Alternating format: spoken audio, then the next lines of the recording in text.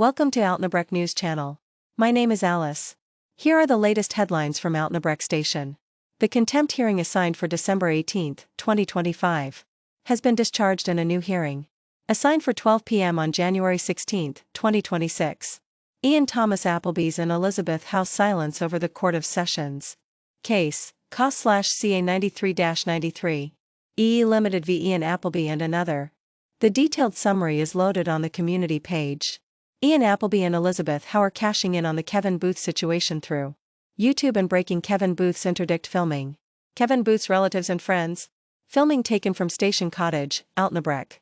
Tourists are being filmed as part of Ian Appleby's and Elizabeth House scheme, claiming that young ladies are getting picked up and dropped off by Scottish builders.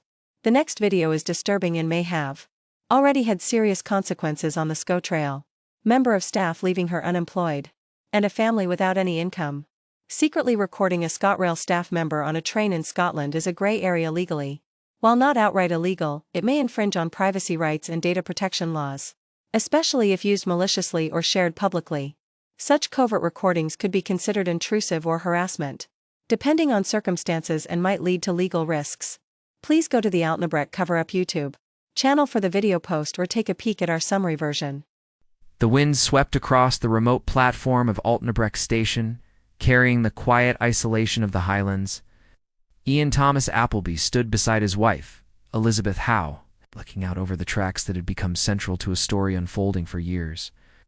Despite the serenity of the landscape, there was tension in the air. For part of the story involved actions that were ethically and legally questionable. Ian and Elizabeth had recorded a conversation with a ScotRail conductor without her knowledge. While on a moving train, a decision they would later realize raised serious privacy concerns. Ian turned to the camera and spoke directly to the viewers. Hi everyone. Welcome back to the channel and thank you for joining us. We're here at Altnabreac Station in the Highlands of Scotland. My wife is here with me as well. He paused and took a deep breath. I want to be up front. The conversation we recorded with the ScotRail conductor happened while we were on a moving train, and we did not get her consent to record. At the time, we thought we were acting in the public interest, but we now recognize that this raised serious privacy and legal concerns.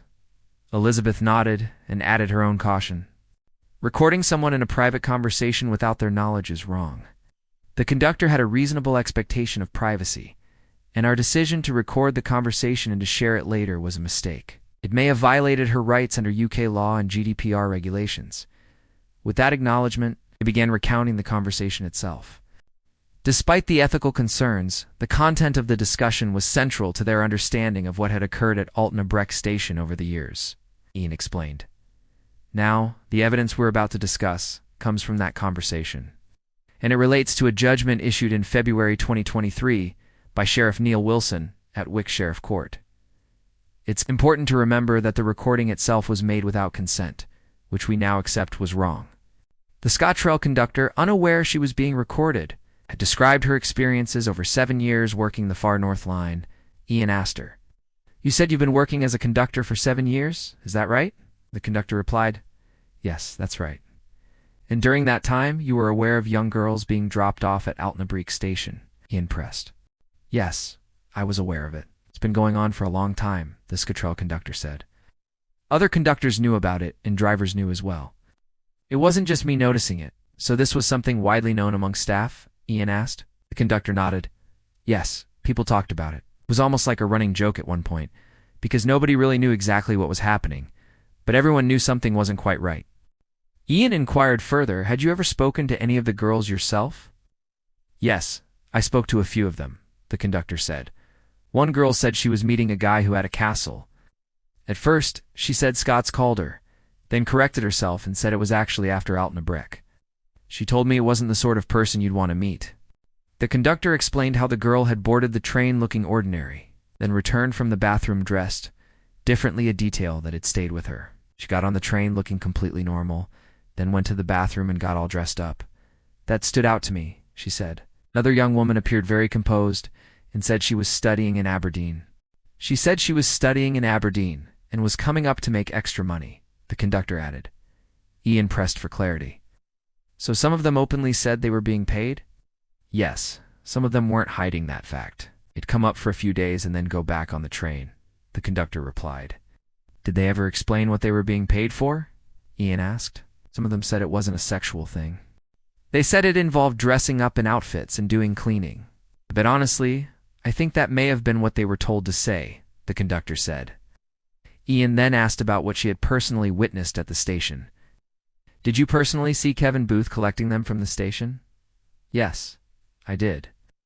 I saw him regularly picking the girls up at the gate. He would come in a 4-wheel or 6-wheel vehicle, the conductor replied. And over the 7 years you worked on that line, how often would you say you saw this happening? Ian asked. Oh, quite regularly. I couldn't even begin to guess how many girls I saw over the years.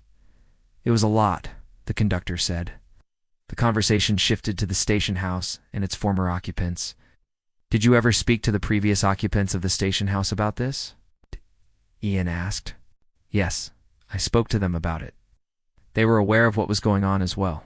They told me I should report it to the police, but I never did. At the time, I didn't think I was seeing anything clearly illegal. It just felt off, the conductor said. Ian then asked about the girls' condition when they returned to leave. When the girls returned to leave, did you notice any changes in them? Yes, when they arrived, they were usually well put together. When they came back to leave, they weren't dressed up anymore. Their hair was messy, and they didn't look as fresh. Some of them had clearly been drinking. Not all of them, but a few were definitely intoxicated. I never noticed injuries, but they looked unkempt, like they hadn't been staying somewhere comfortable, she explained. How long would they usually stay? Ian asked.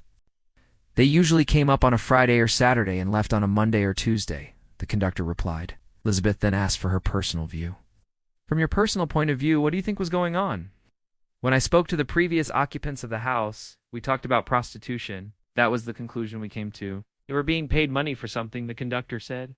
Elizabeth responded. Concern etched in her voice. Concern is exploitation. People are being exploited, then that's something the police need to be concerned about. Exactly. If exploitation was happening, then that's not right, the conductor agreed. Ian ended the account with a reflection, now acknowledging the ethical complexity of how the evidence had been collected. And that's why we're sharing this. It's not to spread rumors, not to exaggerate, but to show that this situation was known about for years and raised concerns among multiple people. At the same time, we must acknowledge that secretly recording someone on a moving train without consent was wrong. We share this conversation as part of the public record, but it also serves as a caution about privacy, ethics, and the responsibility to act lawfully. Ian, Thomas Appleby, and Elizabeth. How are taking advantage of the Kevin Booth situation and are cashing in through YouTube. All the posts on the Altnabreac cover-up about Kevin Booth have come to light in a short space of time. The filming of the ScoTrail member of staff was filmed in 2022 and has now come to light. Why has this come to light now? Due to the incompetence of Elizabeth Howe and Ian Thomas Appleby in recent court cases? It is Appleby's in-house deflection tactic. To take the attention away from the failures and concentrate on Kevin Booth, who currently is in the headlines before Appleby and Howe started reporting on Kevin Booth themselves. Thank you for watching. This service will improve in 2026 and please like and subscribe. My name is Alice and have a Merry Christmas and a Happy New Year.